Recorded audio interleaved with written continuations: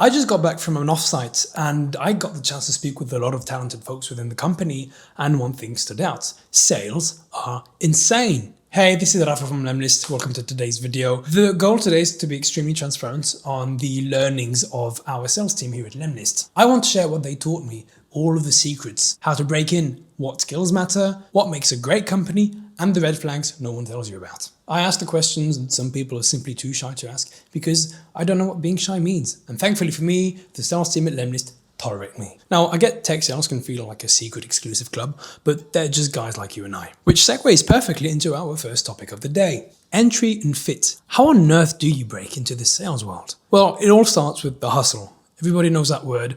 No one quite knows what it entails. Here you start by learning how to find and reach out to leads, obviously. Whether it's a small agency or a junior prospecting role. A few examples. Simon started as an SDR in a cold call agency. Lucas started his career as a BDR in an SEO agency. The thing is, if you really like a product, you use it a lot, you understand it, and you talk to the team, you never know. A simple, hey, I love your tool, might turn into a job offer. Coming back to Lucas, that's actually what happened to him. You see, he was using Lemlist to do his own outreach, he did a demo, and got a call back with an offer from head of sales. Also, don't be shy on LinkedIn. Obviously, send a message, that's what it's for. Just share one quick idea you might bring to recruiters or sales folks, and then you just follow up until they notice you. Simon, for example, got rejected twice before sending Jan a direct message on LinkedIn. Showing you're good at outreach is the best way to apply to a sales role and, of course, to get hired. You need to show and prove that you're genuinely passionate about tech and that you love talking to people, because that's what the job is all about. And yes, we do need to break the stereotype that introverts cannot be salespeople. Many of them are introverts. Me personally, I'm an extroverted introvert.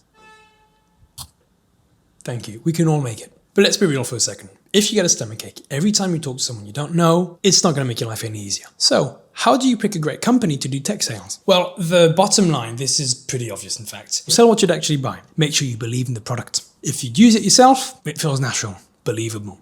It's true. A pro tip Connor gave me during a hiring cycle is talk to other reps. And I don't only mean HR or head of sales, because realistically, they're biased and won't always tell you if things are a mess behind the scenes. Another thing, Lucas realized when transitioning from the traditional world of sales to tech sales is the presence of sales ops. You may not realize it, but they're actually doing everything for you in the back. CRM hygiene, clean list, top-notch tools, for everything, you name it. Finally, you do need to pay attention to the salary and the company plan. Of course. If you've got shiny quotas that sound impossible, it's probably because they are. It usually means no one's reaching quota. Whoops. Another one is it too technical? I say this because yes, there's a learning curve, as with everything. You'll spend your time getting comfy with features and demos. So if at any point you think, oh, it's too technical, I hate to break it to you, you're in the wrong industry. It's evolving fast, there are definitely ups and downs. Speaking of the downs, well, there's a lot of enablement. At Lemlist, new features drop every week, so it's tough to keep up. And the ups? Well, as Grégoire said, you're never bored.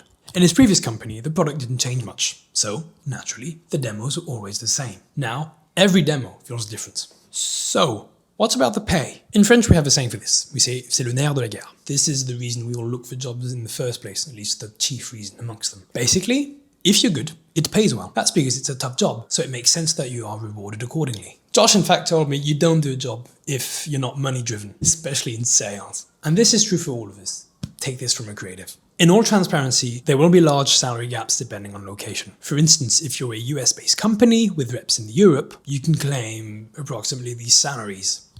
I'll show them up on screen. If you're a European tech company, outside the UK that is, salaries would look a lot more like this. Again, on screen. I think everyone can agree on one thing. Do not go into a company that doesn't have commissions. The thing is, sales is a game of adrenaline. If you don't have that thing to chase every day, you're not going to want to get up in the morning.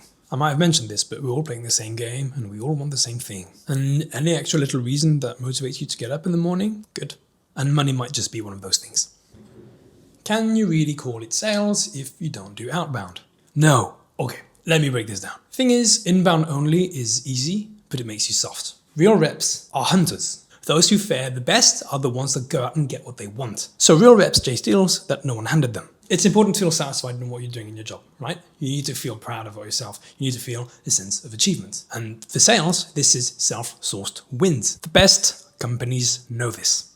That's why Outbound gets the biggest rewards. Now, if you want to book meetings with Outbound, the only tool I'd personally recommend is Lemlist. It is the best sales engagement tool on the market. Go see for yourself. They have a 14-day trial. Skills, strengths, and success factors. Let's get into it.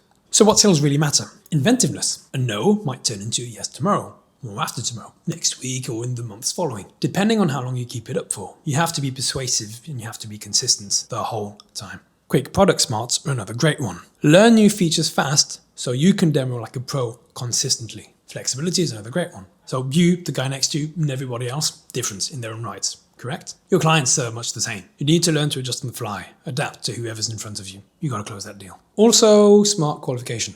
Early on, make sure prospects have budget and need. You don't want to be wasting your time or theirs. Grit. Grit is number one, honestly.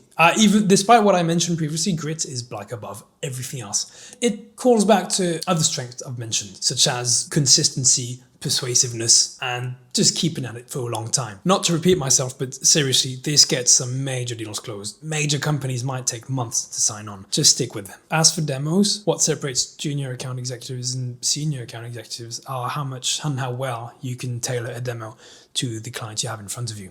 Again, everybody's different, I insist. Put some effort into it. I should mention some of the challenges. So longer sales cycles. Some companies might take 2 to 3 months to close a deal. This includes a lot of back and forth. For example, to close the biggest deal at Lemlist, Grégoire and Lucas went through 4 months of back and forth. And that didn't come without any tough objections. This is relevant for clients all across the spectrum. Potential buyers will compare you to competitors, and they'll do so feature by feature. You need to know your strengths and weaknesses, as well as those of your opponents, to win. This also means you have to keep track of the entire market as a whole, because new players arise regularly. So all of this does come with a certain human cost, as with any job. So we might as well start with the stress, and then we'll move on to the mental health aspect of this all. Both are intricately linked, of course. Some notable information. Every month, your quotas reset to 0. It's a clean slate, but it's also clean pressure. You gotta see both the good and the bad. It's a delicate dance between both, but bear with me. Sancho once told me, you're not just chasing numbers, you're chasing the next high from closing. Bigger deals, new markets, high stakes, it all keeps you on your toes, isn't it? Working remotely. A huge advantage of tech sales is you can work from wherever you want. That's a big plus. You just need a wireless connection and your computer. Reps do it, but it does require a certain level of discipline. To give you an idea of the spread we have at lemlist, Stefan is in Colombia, Sandra is in Luxembourg, Martin, Joss, Alexandra and Giovanna are all in Serbia. Then we have Nigel in the Emirates. I can't wait to go driving buggies with him in the desert, to be honest. And as long as you're in the same time zone or one close enough to your prospect, you're good enough to work from anywhere. I could deal with the pool in the lounge chair right now. Hobbies. Does having a side hobby help? Yes, of course it does. Go exercise, go read books, go, I don't know, shooting bows and arrows. It's nice outside, you might as well. You cannot live in pipeline spreadsheets 24/7. I mentioned previously, but selling something you believe in helps, but it's not everything. A hobby will pull you out of the sales world, something offline. So physical exercise. Physical exercise is extremely important. Helps reset your brain. If you follow G online, you'll know what I'm talking about. But if you manage to balance all of this out, your close rate will go up simply because you're happier, you're more balanced, your energy is better. You as a human being will feel more fulfilled. If your heart's fuller, so is your bank account. So, when that urgent email arrives, it's 11:30 at night. Can you reply to it? Should you reply to it? I mean, maybe. That's up to you, okay? But the reality is, it shouldn't be your norm. I get it, hustle culture. I mentioned it in the beginning of the video. But there's a time and place for everything. This does bring us to clear boundaries. I do actually want to make this a point, so just stick with me. So in order to have a clear mind, define your off and on hours and try to stick to them as best you can. Remember, this requires respect from both your colleagues and prospects. And the thing is, this goes both ways. If you build a relationship of trust, of mutual respect and understanding, you'll both go a lot further. Clean your inbox before you clock out, please. And as for rules, it's good to be a rule breaker in today's world to get yourself noticed, but sometimes, they're there for a reason. So again, balance, right? So only break the rules if something's really on fire, even though most of the time they're not, okay? There are different degrees to this. I want to end this with something a bit more technical. So enterprise versus SMB. This is all about strategic selling. What are the key differences between SMB, mid-market, and enterprise AE? At Lemlist, we've got 2 teams. Inside sales, who usually close deals in days, and SMB mid-market account executives, for whom it might take a few weeks. So concretely, SMB moves fast. Enterprise, it's chess. Long games, slow moves, more players. And finally, SMB reps wear all the hats. They learn a turn, but juggle everything. It's more money on the table, but that comes with more complexity, naturally. Pro tip when you go with enterprise that Tal and Cam told me. From day one, Map out the decision makers. Find a champion, then aim higher.